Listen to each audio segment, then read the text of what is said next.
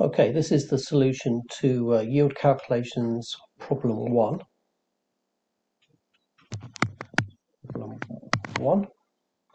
And we've got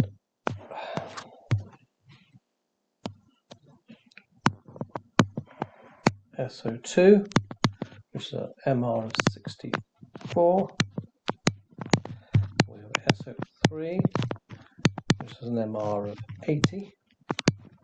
So the calculation starts off with a calculation of the number of moles of sulfur dioxide.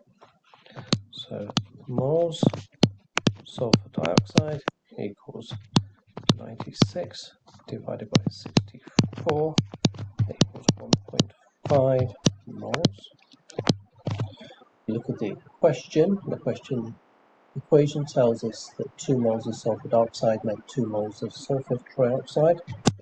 So therefore, moles of SO3 equals 1.5 moles.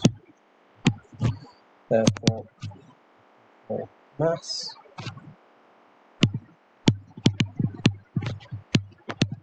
sulfur dioxide 1.5 times 80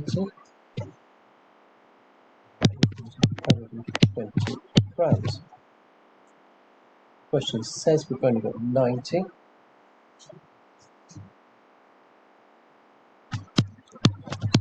Percentage yield equals, that's what we end up with, 90 divided by 20 times 100, which equals